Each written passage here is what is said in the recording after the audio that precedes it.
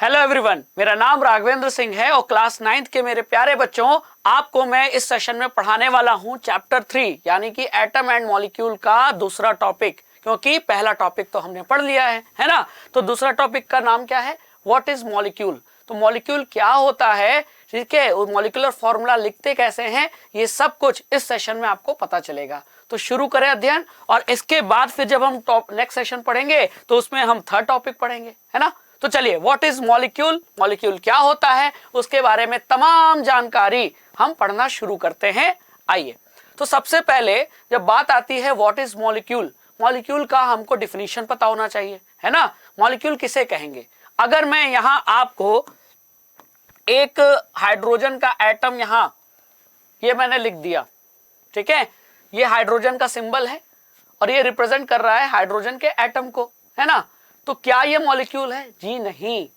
Molecule कब बनता है?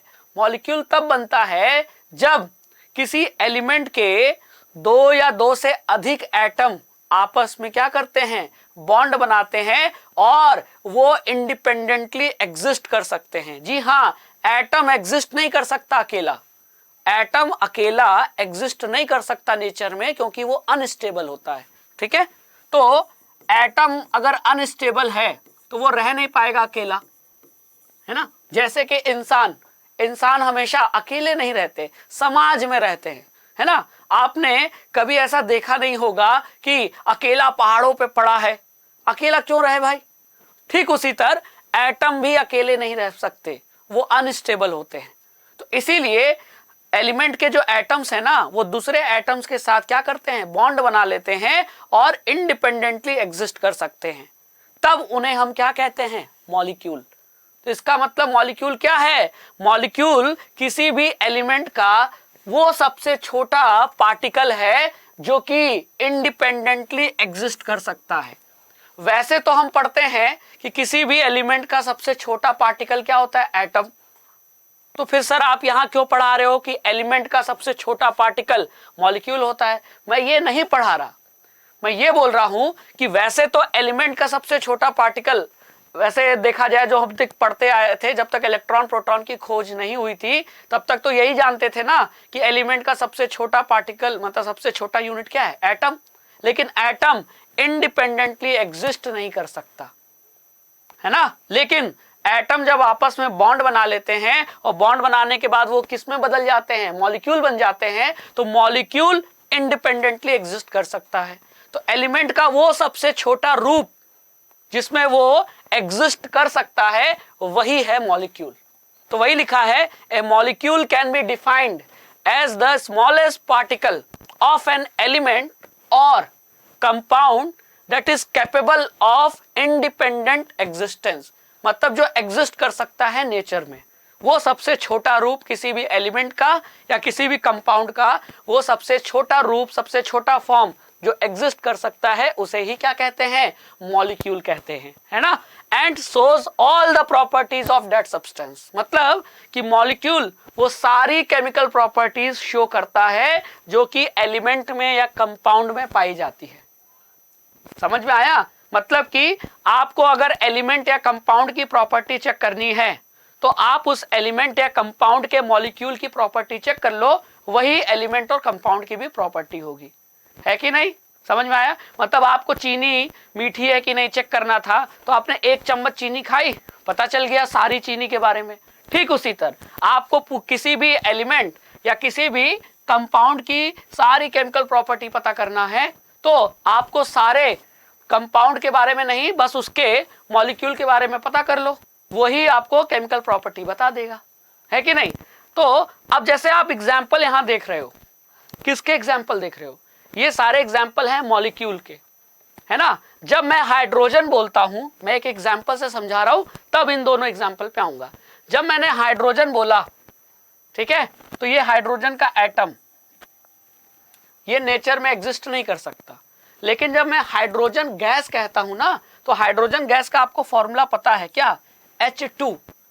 तो H2 हाइड्रोजन गैस का फॉर्मूला है। तो इस H2 का मतलब क्या है? H2 का मतलब ये है कि ये H2 क्या है, ये मॉलिक्यूल है। और ये हाइड्रोजन गैस जो मॉलिक्यूल है, ये बना कैसे, हाइड्रोजन के दो एटम आपस में बॉन्ड बनाए और बन गए किसमें, मॉलिक्यूल में चेंज हो गए। यानी एटम से एटम के मिलने से मॉलिक्यूल बनता है। जैसे हाइड्रोजन के दो एटम मिले तो हाइड्रोजन गैस बना, यानी हाइड्रोजन मॉलिक्यूल बना। ठीक है, तो इसका मतलब H2 क्या है, मॉलिक्यूल है, लेकिन जब सिर्फ H लिख रहा हूं तो ये क्या है, ये एटम है। तो इतना क्लियर हो गया ना कि एटम्स आपस में मिलकर बॉन्ड बनाते हैं और वो मॉलिक्यूल में चेंज हो जाते हैं, और मॉलिक्यूल में ये कैपेसिटी है कि वो इंडिपेंडेंटली एग्जिस्ट कर सकता है। ठीक है, अब जरूरी नहीं कि एक ही एलिमेंट के दोनों एटम हो, अलग अलग एलिमेंट के भी एटम हो सकते हैं। जैसे कि हाइड्रोजन गैस में दोनों एटम तो हाइड्रोजन ही के हैं, लेकिन जरा यहां देखो, यहां ये भी मॉलिक्यूल है। कौन सा मॉलिक्यूल, वाटर मॉलिक्यूल, जिसका फॉर्मूला है H2O। तो इस मॉलिक्यूल में हाइड्रोजन के दो एटम है और ऑक्सीजन का एक एटम है। तो इसका मतलब हाइड्रोजन तो अलग एलिमेंट हो गया और ऑक्सीजन भी अलग एलिमेंट हो गया। तो अलग अलग एलिमेंट के एटम मिलकर भी मॉलिक्यूल बना सकते हैं और सेम एलिमेंट के एटम भी मिलकर मॉलिक्यूल बना सकते हैं। ठीक है, तो मॉलिक्यूल सेम एटम से मिलकर भी बन सकता है और डिफरेंट एलिमेंट के एटम से भी मिल सकता है। ठीक है, तो देखो बन सकता है कि नहीं, जी हाँ। तो वाटर समझ में आया। अब इधर देखो कार्बन डाइऑक्साइड। कार्बन डाइऑक्साइड में सेम एटम्स हैं कि डिफरेंट एटम्स हैं, डिफरेंट है। एक एटम कार्बन का है, दो एटम ऑक्सीजन के हैं, और टोटल 3 एटम मिलकर ये मॉलिक्यूल बन रहा है। तो यहां कार्बन डाइऑक्साइड में 3 एटम से मॉलिक्यूल बना, ये भी मॉलिक्यूल है। वाटर भी मॉलिक्यूल है, ये भी 3 एटम से बना है, जिसमें से 2 हाइड्रोजन के हैं और एक एटम ऑक्सीजन का है। समझ में आया। तो कुल मिलाकर अगर कोई भी आपसे पूछ ले व्हाट इज मॉलिक्यूल, तो आप सिंपली ये बोल सकते हो कि एटम्स ऑफ सेम और different element combine with each other with a bond and forms molecule that can exist independently. मतलब वो नेचर में एग्जिस्ट कर सकता है ना। अब क्लियर हो गया। अच्छा, एक चीज और, मैं अगर आपसे पूछूं कि ऑक्सीजन और ऑक्सीजन गैस में क्या फर्क है, तो जब मैं ऑक्सीजन बोल रहा हूं तो इसका मतलब O, और जब मैं ऑक्सीजन गैस कह रहा हूं तो इसका मतलब O2 है ना। अब इसमें से आपसे कोई पूछा जाए कि मॉलिक्यूल कौन सा है, तो मॉलिक्यूल ये है, ऑक्सीजन गैस मॉलिक्यूल है, जो कि ऑक्सीजन के 2 एटम से मिलके बना है, जबकि यहां ये सिंगल ऑक्सीजन सिर्फ एटम है। और जब ऐसे 2 ऑक्सीजन के एटम जुड़ जाएंगे तो ऑक्सीजन गैस यानी कि मॉलिक्यूल बन जाएगा। और मुझे ऑक्सीजन गैस की प्रॉपर्टी चेक करनी है, तो मैं इस ऑक्सीजन मॉलिक्यूल की प्रॉपर्टी चेक कर लूं, मुझे ऑक्सीजन की प्रॉपर्टी पता चल जाएगी। तो वही तो लिखा है ये कि जो मॉलिक्यूल होता है वो सब्सटेंस का और प्रॉपर्टी क्या करता है, शो करता है। तो जैसे सब्सटेंस कौन सा हुआ, ऑक्सीजन, तो मुझे ऑक्सीजन का प्रॉपर्टी चेक करना है तो मैं ऑक्सीजन मॉलिक्यूल की प्रॉपर्टी चेक कर लूं, वही आपको सेम मिलेगी, है कि नहीं। समझ में आया। चलो अब आगे चला जाए बच्चे।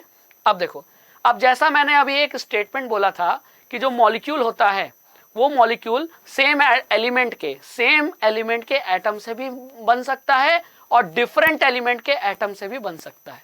वही लिखा है यहाँ, atoms of the same element और या तो different elements can join together to form molecules. यानी कि अलग अलग एलिमेंट के एटम भी मिलकर मॉलिक्यूल बना सकते हैं और सेम एलिमेंट के एटम भी मिलकर मॉलिक्यूल बना सकते हैं। जैसे कि अब यहां आप ध्यान से देखो, हाइड्रोजन गैस फॉर्मूला H2, तो ये मॉलिक्यूल है, जी हाँ।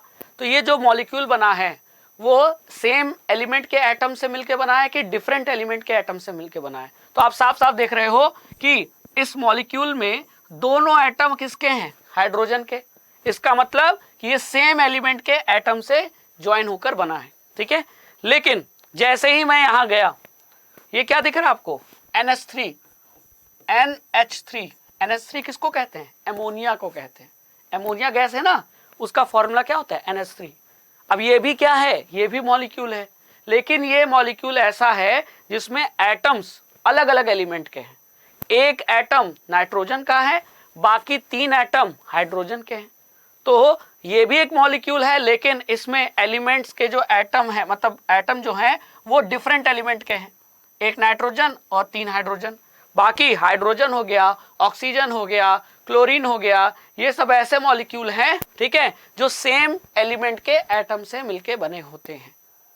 ठीक है, इसमें कोई डाउट तो नहीं। अच्छा चलो एक प्रश्न पूछता हूं आपसे, नाइट्रोजन गैस का फॉर्मूला क्या होता है? तो नाइट्रोजन गैस का फॉर्मूला क्या होता है बच्चों, बताइए। नाइट्रोजन गैस का फॉर्मूला होता है N2। तो अगर ये N2 फॉर्मूला है तो पता चल गया कि ये भी क्या है, ये भी एक मॉलिक्यूल है। अब आपसे मैं पूछूं कि ये जो मॉलिक्यूल है नाइट्रोजन गैस, इस मॉलिक्यूल में जो एटम्स हैं वो सेम एलिमेंट के हैं कि डिफरेंट एलिमेंट के? बताना आसान हो गया ना। अब आप बता सकते हो कि दोनों तो नाइट्रोजन, 2 नाइट्रोजन है ना, और नाइट्रोजन के बीच में ट्रिपल बॉन्ड, तो आखिर नाइट्रोजन के 2 एटम मिलकर ये मॉलिक्यूल बन रहा है, मतलब दोनों एटम सेम एलिमेंट के हैं। बता दिया आपने। तो बस इसी तरह से तो पहचानना है। तो इतना आपको क्लियर हो रहा है कि नहीं? थॉट क्लियर है मॉलिक्यूल क्या होता है ना? सेम एलिमेंट के एटम्स हैं कि डिफरेंट एलिमेंट के एटम्स हैं, हम चेक कर लेंगे। जी हाँ, चलो अब आगे चलते हैं। अब देखो, अब हम क्या देख रहे हैं, मॉलिक्यूल्स ऑफ एलिमेंट। तो देखो मॉलिक्यूल्स ऑफ एलिमेंट का मतलब क्या है? अगर सेम एलिमेंट के एटम्स मिलकर मॉलिक्यूल बनाए तो वो कहे जाते हैं क्या, मॉलिक्यूल्स ऑफ एलिमेंट्स।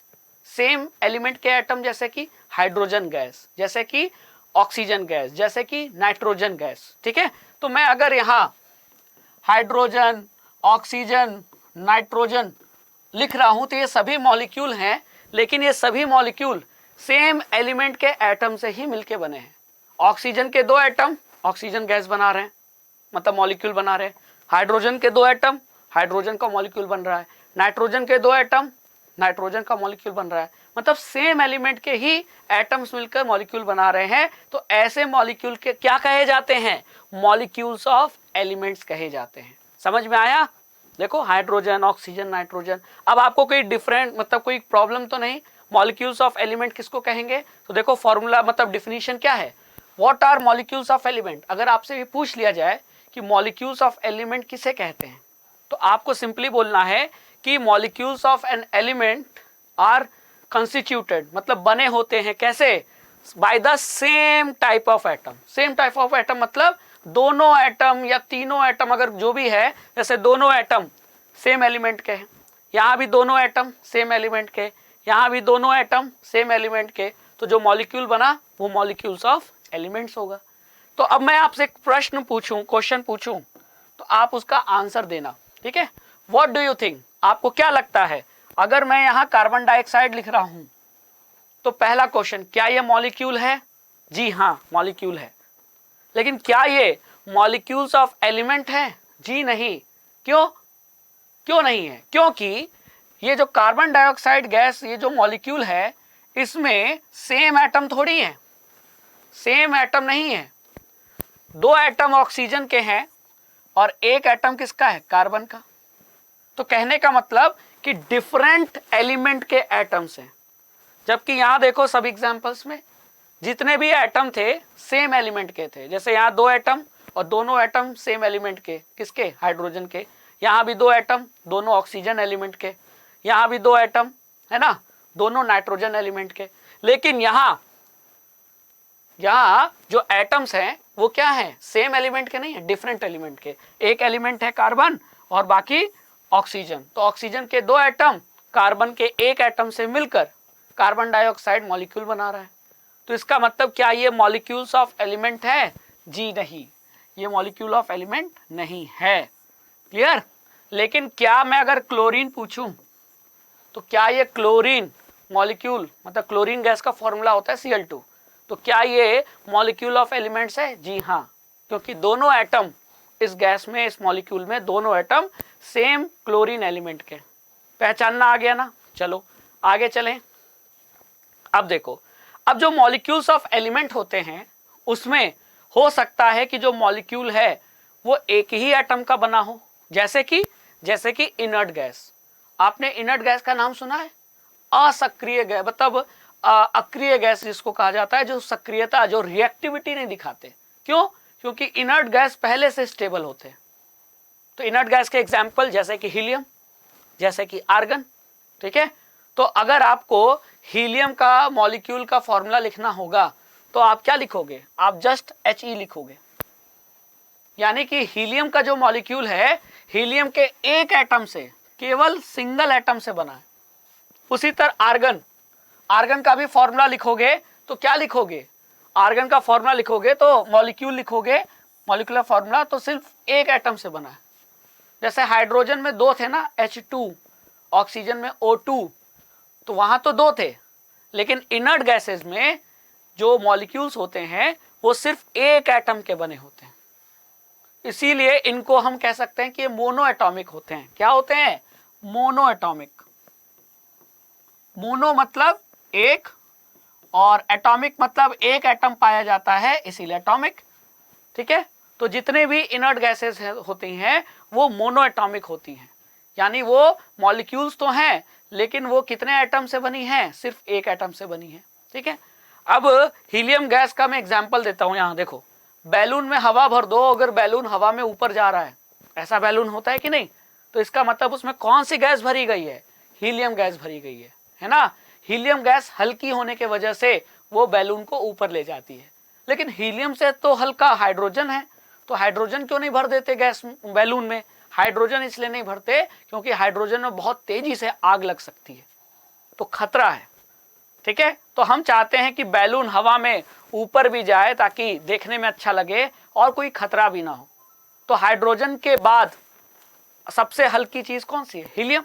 तो फिर हीलियम गैस भरते हैं जो कि मोनो एटॉमिक है, मतलब हीलियम का जो मॉलिक्यूल है वो एक एटम से बना है। उसी तरह आर्गन वेल्डिंग में इस्तेमाल करते हैं, ये भी एक एटम से बना है।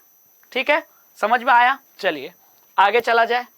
तो इतना तो समझ में आ गया, लेकिन अगर कुछ मॉलिक्यूल एक एटम से बने हैं तो कुछ ऐसे मॉलिक्यूल भी पाए जाते हैं जो दो एटम से बने हैं।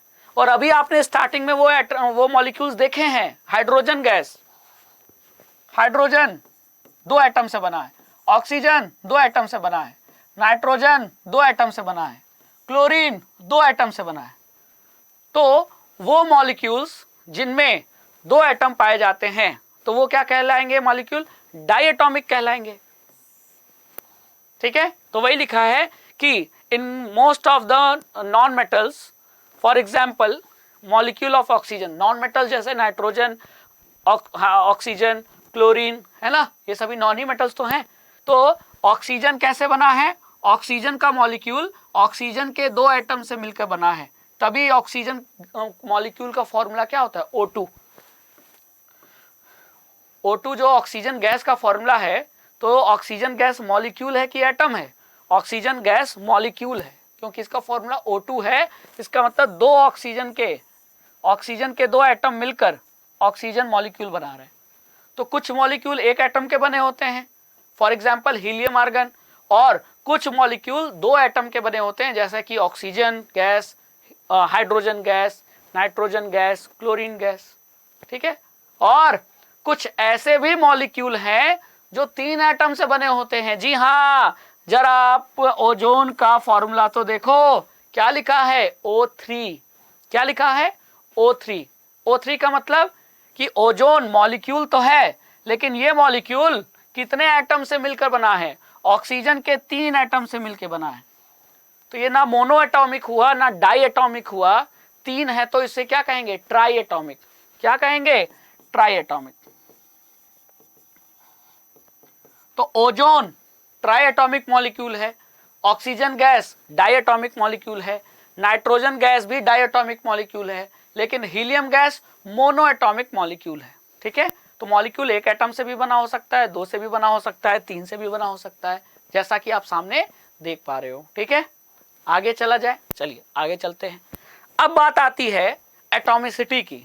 तो एटॉमिसिटी को समझना बहुत आसान, मॉलिक्यूल जितने एटम का बना है वही उस मॉलिक्यूल की क्या है, एटॉमिसिटी। तो अभी आपने पढ़ा ना मोनो एटॉमिक, डायटॉमिक, तो ये क्या बता रहा है, ये एटॉमिसिटी तो बता रहा है, तो कोई नई चीज नहीं है, अभी आपने जो पढ़ा वही है।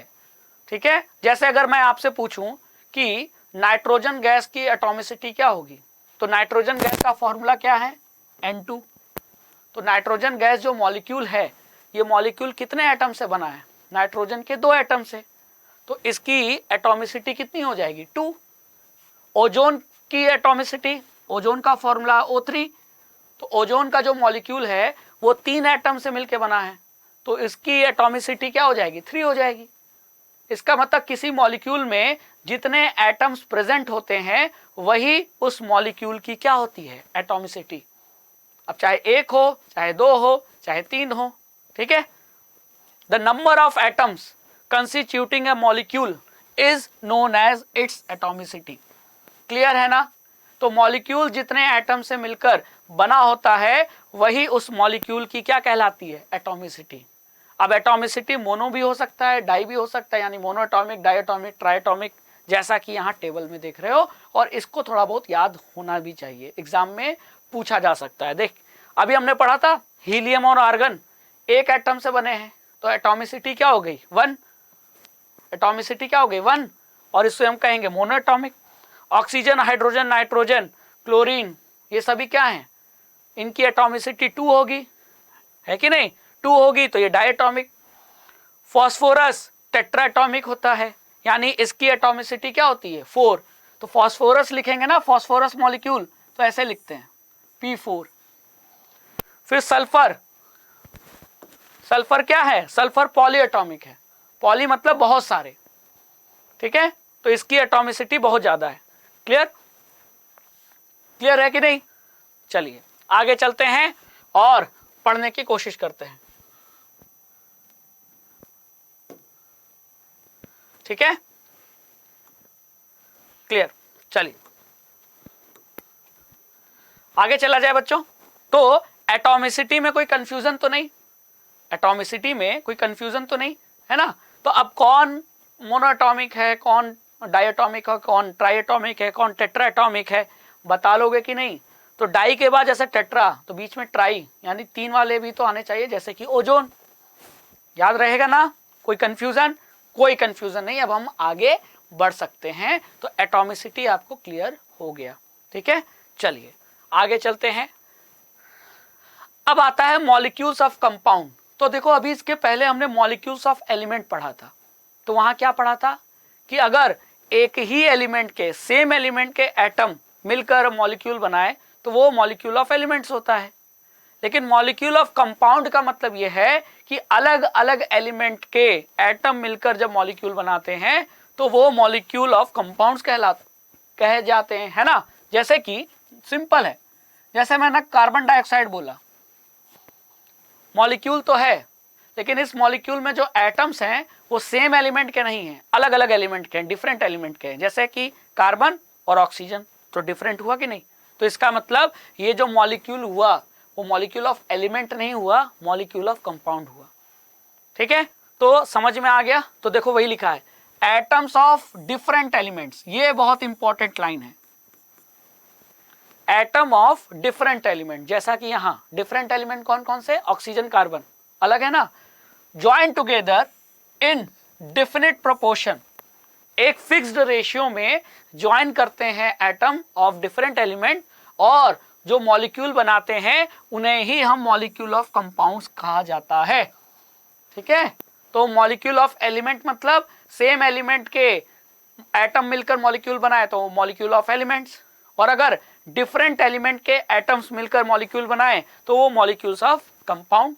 जैसे कि कार्बन डाइऑक्साइड, जैसे कि एमोनिया, जैसे कि मीथेन,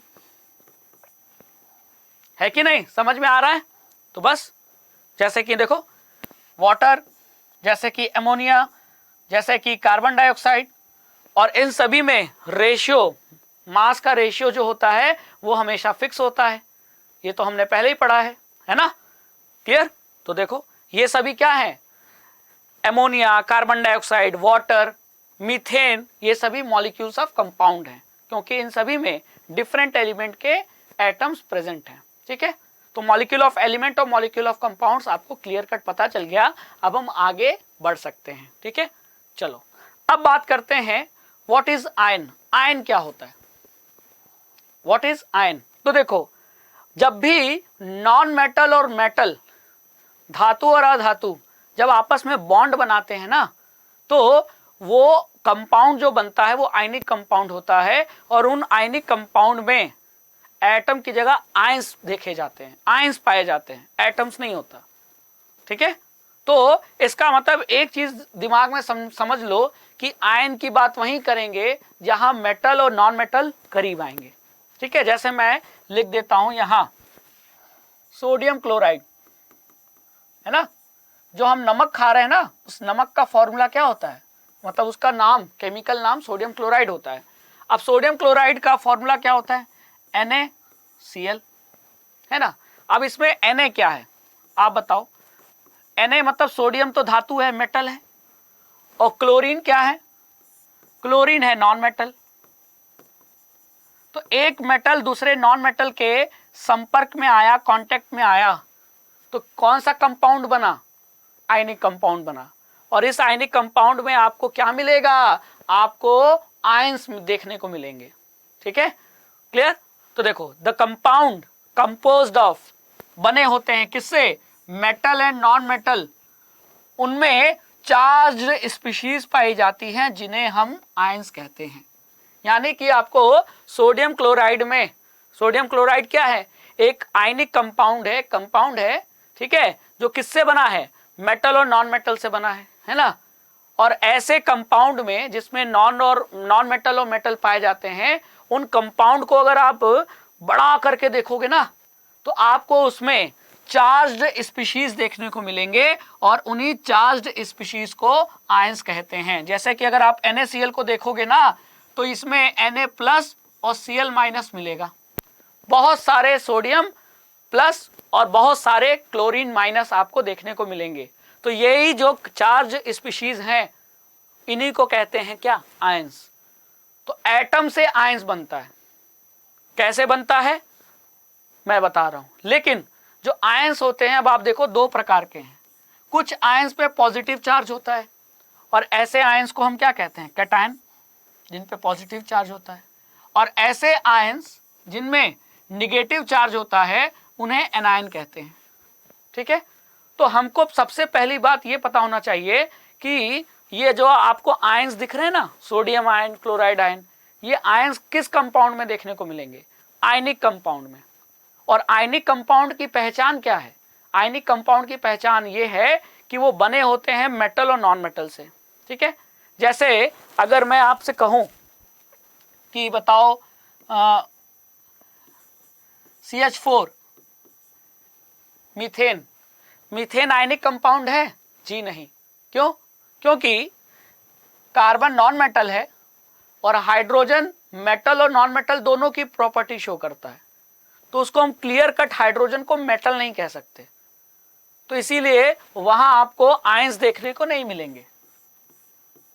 लेकिन जैसे ही मैंने NaCl बोला, तो NaCl में साफ साफ पता चल गया कि Na यानी सोडियम मेटल है, और क्लोरीन नॉन मेटल है। तो ये जब भी मेटल और नॉन मेटल आएंगे करीब, तो क्या क्या बनाएंगे, कंपाउंड। और ये कंपाउंड में क्या मौजूद होगा, क्या प्रेजेंट होगा, आयंस प्रेजेंट होंगे। और आयंस दो टाइप के प्रेजेंट होंगे, पॉजिटिवली चार्ज वाले और निगेटिवली चार्ज वाले। तो पॉजिटिवली चार्ज आयंस को हम कैटायन कहेंगे, और निगेटिवली चार्ज आयंस को हम एनायन कहेंगे। ठीक है, तो यहां कैटायन कौन है, कैटायन है सोडियम +1,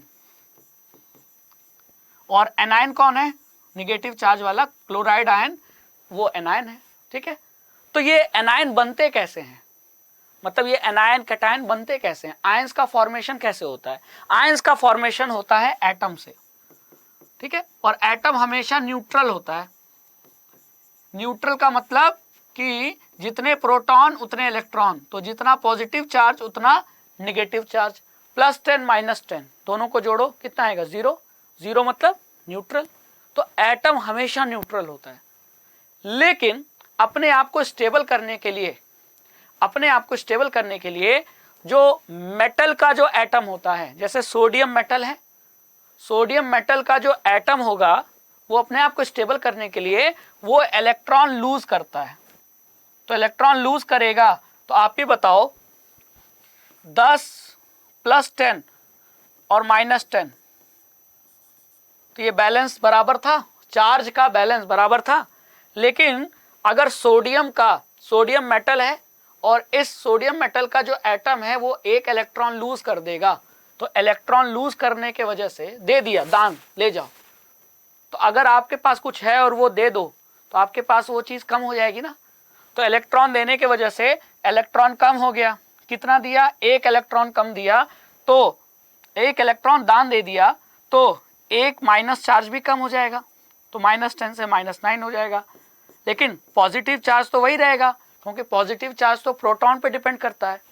अब आप इनको जोड़ोगे तो +10 -9 कितना आएगा, तो सोडियम के एटम ने इलेक्ट्रॉन को लूज किया, दान दे दिया, तो फिर इस पे कौन सा चार्ज आया, +1। और +1 क्यों आया, क्योंकि एक इलेक्ट्रॉन लूज किया। 2 कर देता तो +2 आ जाता, 3 कर देता तो +3 आ जाता। समझ में आया। तो ये किस में बदल गया, एटम जो न्यूट्रल था अभी तक सोडियम का, वो उस पे अब आ गया चार्ज। तो कैटायन का फॉर्मेशन कैसे होता है, बाय लॉस ऑफ इलेक्ट्रॉन। याद रखना, इलेक्ट्रॉन लूज करके, कौन लूज कर रहा है, एटम। किसका एटम, तो मेटल का जो एटम होता है वो हमेशा इलेक्ट्रॉन को लूज करके कैटायन में बदल जाता है, और नॉन मेटल का जो एटम होता है वो इलेक्ट्रॉन गेन करके किस में बदल जाता है, एनायन में। अब जैसे ये जो इलेक्ट्रॉन सोडियम ने दिया, इसको किसने ले लिया, क्लोरीन ने। तो जो क्लोरीन का एटम था, क्लोरीन का एटम वो भी न्यूट्रल था, लेकिन उसने एक इलेक्ट्रॉन ले लिया। किसका वो इलेक्ट्रॉन था, सोडियम का था, सोडियम ने दिया, क्लोरीन के एटम ने ले लिया, तो क्लोरीन के पास इलेक्ट्रॉन बढ़ गया, इलेक्ट्रॉन मतलब माइनस चार्ज, तो माइनस चार्ज बढ़ गया। एक इलेक्ट्रॉन के आने से कितना माइनस चार्ज बढ़ेगा, 1 बढ़ेगा, तो देखो -1 आ गया। तो क्लोरीन का जो एटम है वो अब न्यूट्रल नहीं रहा, उस पे चार्ज आ गया है, कौन सा चार्ज, माइनस चार्ज आ गया है 1, और वो अब एनायन में बदल गया है। तो इस तरीके से एटम ही कैटायन में बदल जाते हैं, एटम ही एनायन में बदल जाते हैं। ठीक है, तो एटम से आयंस का फॉर्मेशन कैसे होता है, बाय लॉस और गेन ऑफ इलेक्ट्रॉन। अगर एटम इलेक्ट्रॉन लॉस करेगा तो कैटायन में बदलेगा, जो कि मेटल्स करते हैं, और एटम अगर इलेक्ट्रॉन गेन करेगा तो वो एनायन में बदल जाएगा, जैसा कि कौन करते हैं, नॉन मेटल्स करते हैं। तो मेटल्स और नॉन मेटल्स की टेंडेंसी पता होनी चाहिए। मेटल के एटम हमेशा इलेक्ट्रॉन लूज करता है, नॉन मेटल का जो एटम है वो हमेशा इलेक्ट्रॉन गेन करना चाहता है, और इस तरीके से कंपाउंड बनता है। उस कंपाउंड्स को हम आयनिक कंपाउंड कह सकते हैं। तो आयनिक कंपाउंड की पहचान क्या हो गई, मेटल और नॉन मेटल दोनों उसमें मौजूद होंगे। ठीक है, चलो आगे चला जाए। अब देखो, अब ये जो आयंस होते हैं ना, ये आयंस सिंगल चार्ज एटम से भी बना हो सकता है, और जो आयंस है उनमें ग्रुप ऑफ एटम्स भी पाए जा सकते हैं जिसपे कुछ ना कुछ नेट चार्ज हो। मतलब क्या कहना चाह रहे हो, मैं बता रहा हूं, जरा यहां देखो, आयन है, ये भी आयन है, लेकिन इन दोनों आयंस को ध्यान से देखो। इन आयंस में कितने एटम है, एक एटम है। यहां सोडियम का एक एटम है, क्लोरीन का एक एटम है जिस पे चार्ज आ गया। और ये भी हो सकता है कि जो आयंस हो वो उसमें एक एटम ना हो, ग्रुप ऑफ एटम। ये देखो, 4 ऑक्सीजन 1 सल्फर, यानी टोटल 5 एटम का ग्रुप है, और इस ग्रुप पे चार्ज आया है। उसी तरह यहां 3 ऑक्सीजन 1 नाइट्रोजन, 3 ऑक्सीजन 1 नाइट्रोजन, तो यहां ग्रुप ऑफ एटम्स है। ये देखो, ग्रुप ऑफ एटम्स, और ग्रुप ऑफ एटम पे चार्ज आया है। तो दोनों पॉसिबिलिटी है। क्या दोनों पॉसिबिलिटी है, कि आयंस में एक एटम भी हो जिसपे कुछ ना कुछ नेट चार्ज हो, और ये भी पॉसिबल है कि आयंस बहुत सारे एटम से मिलके बना हो जिसपे कुछ ना कुछ चार्ज हो। तो आयंस पे तो चार्ज होगा। अब अंतर ये हो सकता है कि वो जो आयंस जिसपे कुछ ना कुछ चार्ज है, नेट चार्ज है, वो या तो एक एटम का हो या ग्रुप ऑफ एटम्स का हो। ठीक है, और अगर आयन ग्रुप ऑफ एटम्स का होता है तो ऐसे आयंस को हम पॉलीएटॉमिक आयन कहेंगे। And a group of atoms carrying a net charge is known as polyatomic ion. तो मेरे कहने का मतलब यह है कि ये दोनों आयन तो है लेकिन पॉलीएटॉमिक आयन नहीं है, क्योंकि यहाँ ग्रुप ऑफ एटम्स नहीं प्रेजेंट है। लेकिन यहाँ देखो सल्फेट, नाइट्रेट, क्योंकि यहाँ ग्रुप ऑफ एटम्स प्रेजेंट हैं इस आयन में, तो ऐसे आयंस को हम क्या कहेंगे? पॉलीएटॉमिक आयन कहेंगे। तो ये दोनों पॉलीएटॉमिक आयन नहीं है, लेकिन ये दोनों पॉलीएटॉमिक आयन हैं। और कोई एग्जाम्पल? तो और एग्जाम्पल देखो, ये है ना एमोनियम आयन, हाइड्रोक्साइड आयन, देखो 2 एटम्स हैं कि नहीं। और फिर कार्बोनेट आयन, देखो 1 कार्बन 3 ऑक्सीजन। तो यहां भी ग्रुप, हर जगह ग्रुप दिख रहा है आपको। यहां भी ग्रुप है, यहां भी ग्रुप है, और यहां भी ग्रुप है। किसका ग्रुप है?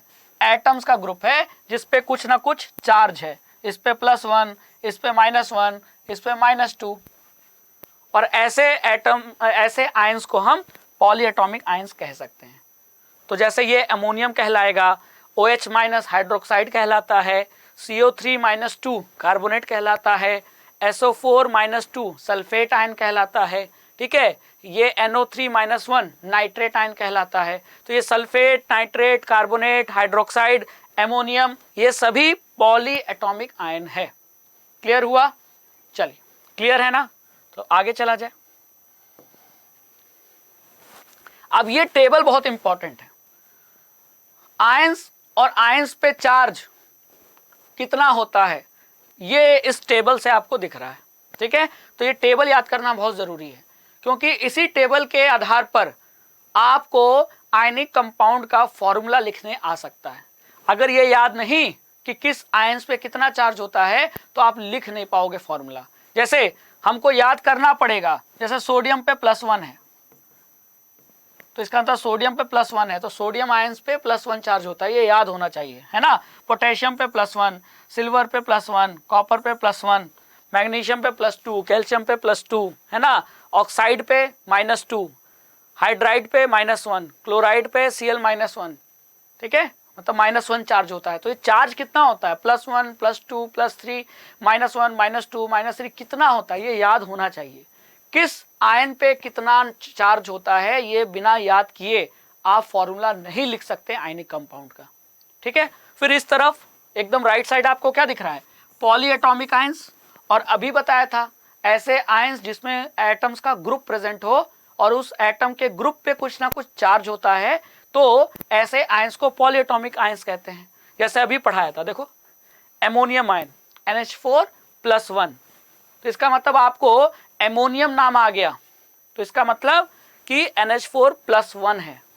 इस पे चार्ज कितना है? +1। हाइड्रोक्साइड पे -1, नाइट्रेट पे -1, हाँ हाइड्रोजन कार्बोनेट पे -1, कार्बोनेट पे -2, सल्फाइड पे -2, सल्फेट पे -2, फॉस्फेट पे -3। तो ये याद होना चाहिए किस आयन पे कितना चार्ज होता है, ये याद होना चाहिए।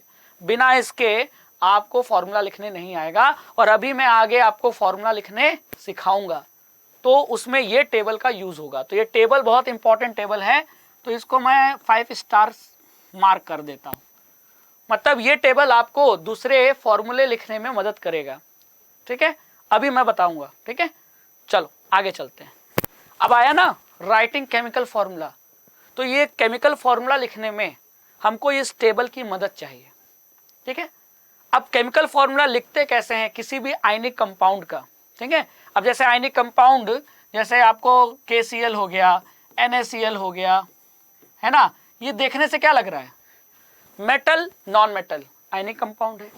सोडियम क्लोराइड, सोडियम मेटल है, क्लोरीन नॉन मेटल है, आयनिक कंपाउंड है। तो आयनिक कंपाउंड पहचानना आ गया? जी हाँ। अब ऐसे आयनिक कंपाउंड का फॉर्मूला कैसे लिखा जाए? क्यों मैंने KCl लिखा, क्यों मैंने K2Cl क्यों नहीं लिखा? आपके दिमाग में क्वेश्चन आना चाहिए ना कि मैंने KCl ही क्यों लिखा। सही तो यही है, लेकिन कैसे पता चला? आप ये भी तो लिख सकते थे ये गलत है। क्यों गलत है? तो फॉर्मूला लिखने का मैं तरीका बता रहा हूं, और उस फॉर्मूले के तरीके में आपको ये पता होना चाहिए कि किस आयन पे कितना चार्ज होता है। 1 होता है, 2 चार्ज होता है, ठीक है, 3 होते हैं, कितना होता है पता होना चाहिए, और प्लस होता है कि माइनस, ये भी पता होना चाहिए। ठीक है, चलो अब मैं आपको सिखा रहा हूं फॉर्मूला कैसे लिखते हैं। तो पहली चीज आपको ये याद रखनी है कि आयन पे वैलेंसी यानी चार्ज कितना है। ठीक है, और हमेशा चार्ज बैलेंस होना चाहिए। चार्ज बैलेंस कैसे होना चाहिए, मतलब न्यूट्रल होना चाहिए। जैसे मैंने सोडियम क्लोराइड लिखा तो Na+Cl-, तो अगर आप नेट चार्ज निकालोगे सोडियम क्लोराइड पे तो नेट चार्ज कितना आएगा, total positive charge total negative charge का डिफरेंस। तो टोटल पॉजिटिव चार्ज कितना है, 1 + 1 है ना, और ये कितना है -1। जब कुछ ना लिखा हो तो 1 होता है, अगर 2 होगा तो ऐसे लिख दूंगा, ठीक है। ऐसे अगर सिर्फ प्लस माइनस लिखा है तो प्लस का मतलब +1 है, माइनस लिखा है सिर्फ तो -1 है, ठीक है। तो 1 और नेगेटिव चार्ज कितना है -1, तो +1 -1 नेट चार्ज कितना आया 0। तो हमेशा वैलेंसी और charge on the ion must be balance. किसी भी आयन पे जो टोटल नेट चार्ज है ना वो हमेशा बैलेंस होना चाहिए, मतलब वो उस पे 0 नेट चार्ज होना चाहिए, मतलब न्यूट्रल होना चाहिए। और ये तभी मुमकिन है जब जितने पॉजिटिव चार्ज हो उतने ही निगेटिव चार्ज हो। तो पहला ये दिमाग में रखो, ठीक है। चलो देखो, ठीक है, आगे चलते हैं। नेक्स्ट पॉइंट आपको ये याद रखना है केमिकल फॉर्मूला लिखते समय कि अगर when A compound consist of a metal and non metal, तो आयनिक कंपाउंड तो हमेशा क्या होता है, मेटल और नॉन मेटल से बना होता है। तो जब हम इनका नाम लिखते हैं या फॉर्मूला लिखते हैं तो हमेशा मेटल को पहले लिखते हैं और नॉन मेटल को बाद में। जैसे सोडियम क्लोराइड, तो सोडियम हमने पहले बोला, क्लोरीन यानी क्लोराइड से, क्लोरीन से क्लोराइड बना ना भाई, क्लोरीन तो एटम है और क्लोरीन एटम है, नॉन मेटल है, इलेक्ट्रॉन लेकर ये Cl- में बदल जाएगा, तब हम इसे क्लोराइड कहेंगे। तो ये नॉन मेटल है तो ये बाद में आएगा। देख लो, कैल्शियम ऑक्साइड, कैल्शियम मेटल है, इसका नाम पहले आया। ऑक्सीजन नॉन मेटल है, इसका नाम बाद में आया। कॉपर ऑक्साइड, कॉपर मेटल है, इसका नाम पहले आएगा। ऑक्सीजन नॉन मेटल है, इसका नाम बाद में आएगा। तो हमेशा केमिकल फॉर्मूला लिखते समय या केमिकल नेम लिखते समय आयनिक कंपाउंड का मेटल को पहले लिखना है, नॉन मेटल को बाद में लिखना है। मैं क्लोराइड सोडियम नहीं कह सकता, गलत, सोडियम क्लोराइड कहूं, सही है। तो पहला हो गया कि नेट चार्ज बैलेंस होना चाहिए आयन पे, टोटल पॉजिटिव और टोटल नेगेटिव चार्ज इक्वल होना चाहिए, ठीक है, पहला पॉइंट। दूसरा, मेटल को पहले लिखते हैं, नॉन मेटल को बाद में लिखते हैं, clear. Potassium chloride, potassium metal है ना, तो देखो इसका नाम पहले लिखा।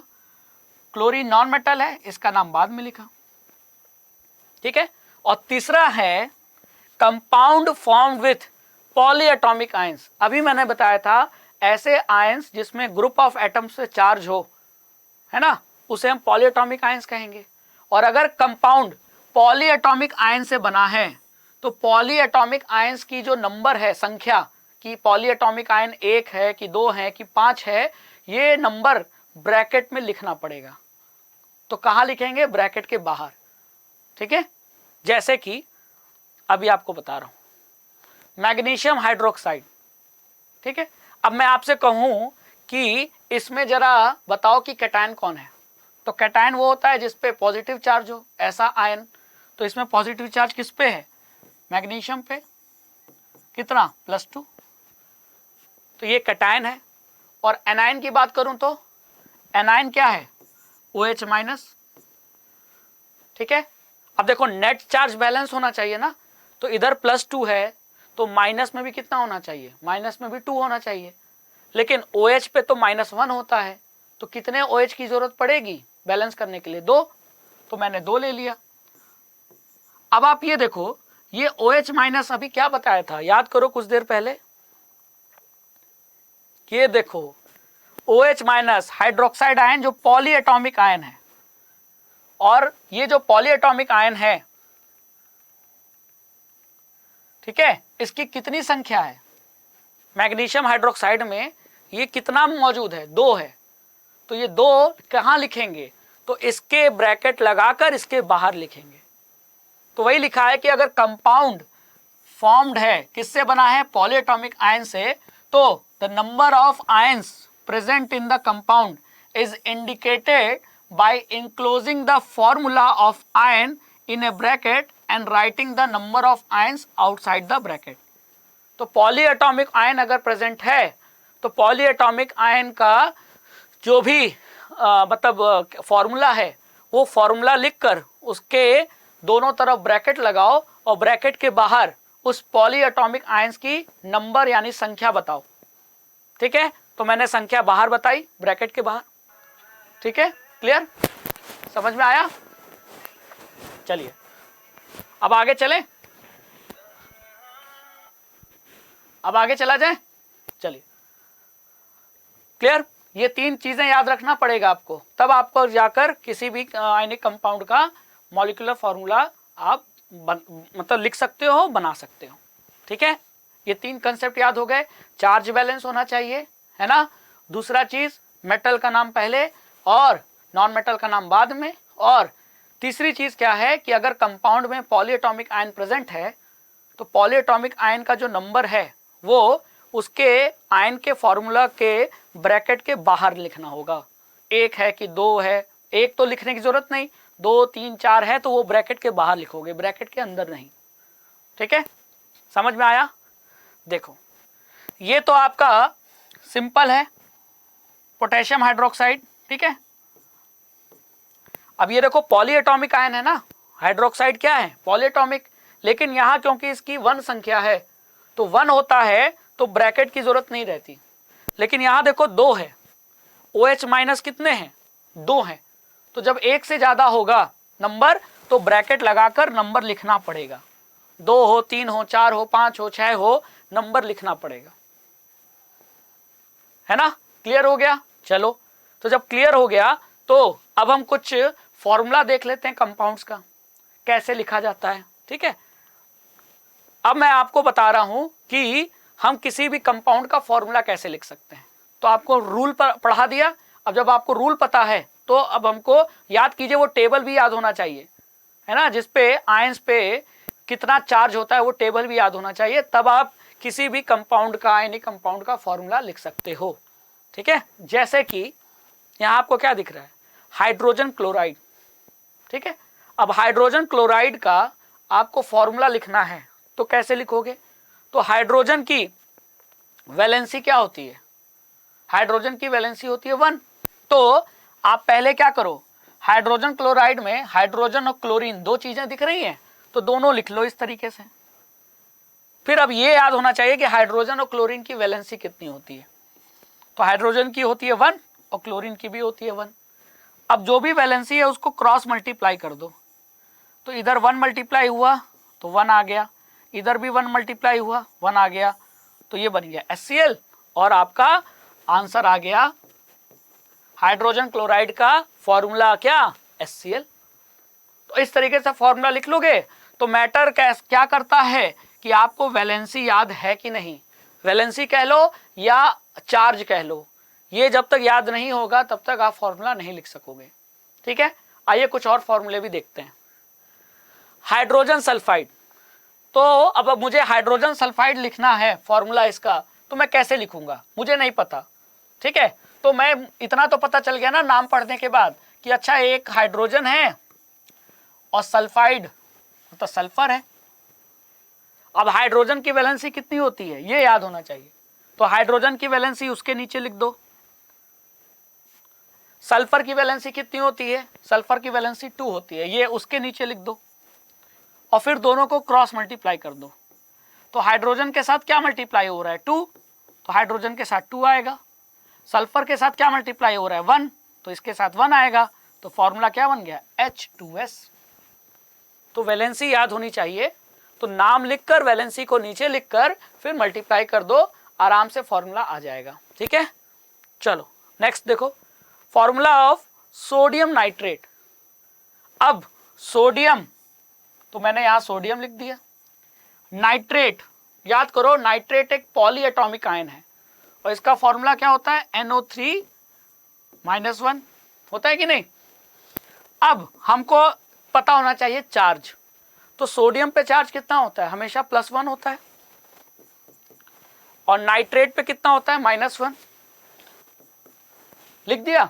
अब दोनों को क्रॉस मल्टीप्लाई कर दो, तो सोडियम के साथ क्या मल्टीप्लाई हो रहा है? 1, तो Na, और नाइट्रेट के साथ भी क्या मल्टीप्लाई हो रहा है? 1, तो नाइट्रेट NO3 लिख दिया, ये बन गया सोडियम नाइट्रेट का फॉर्मूला NaNO3 है कि नहीं। तो वो टेबल याद करो जो मैं बोल रहा था, उस टेबल में सभी आयंस के चार्ज लिखे हुए हैं कि नहीं। तो उससे आपको चार्ज अगर पता होगा तो फिर आप फॉर्मूला लिख लोगे कि नहीं। बस यही तो मैं बोल रहा हूं। अब आपको एक क्वेश्चन दे रहा हूं, बताओ एल्यूमिनियम ऑक्साइड का क्या लिखो, फॉर्मूला लिखो। तो मैंने आपको केमिकल नेम बता दिया, केमिकल फॉर्मूला पूछ रहा हूं। तो क्या करना है, पहले देखो। अच्छा, एल्यूमिनियम मतलब Al, ऑक्साइड कहां से आया, ऑक्सीजन से, तो ये हो गया ऑक्सीजन। अब एल्यूमिनियम पे कितना चार्ज होता है, अब यही टेबल में था, तो एल्यूमिनियम पे चार्ज होता है +3 और ऑक्सीजन पे कितना चार्ज होता है -2, तो ये हो गया -2, नीचे लिखना है। अब क्या करना है, क्रॉस मल्टीप्लाई, तो क्रॉस मल्टीप्लाई कर दो। तो एल्यूमिनियम के साथ क्या मल्टीप्लाई हो रहा है 2 और ऑक्सीजन के साथ क्या मल्टीप्लाई हो रहा है 3, तो 3 लिख दिया। तो क्या बन गया Al2O3। तो एल्यूमिनियम ऑक्साइड का फॉर्मूला आ गया Al2O3। देखो आसान है कि नहीं। लेकिन ये आसान तब है जब आपको पता था कि एल्यूमिनियम पे कितना चार्ज होता है, एल्यूमिनियम आयन पे, ऑक्सीजन आयन पे कितना चार्ज होता है। जब तक ये चार्ज नहीं पता होगा आप नहीं मतलब नहीं लिख सकते।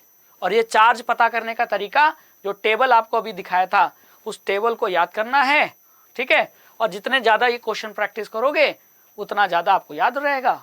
और फिर चार्ज लिखकर क्रॉस मल्टीप्लाई करना मत भूलना, क्रॉस मल्टीप्लाई करोगे फॉर्मूला आ जाएगा, है कि नहीं। तो ये रहा बच्चों, आज आपने क्या सीखा।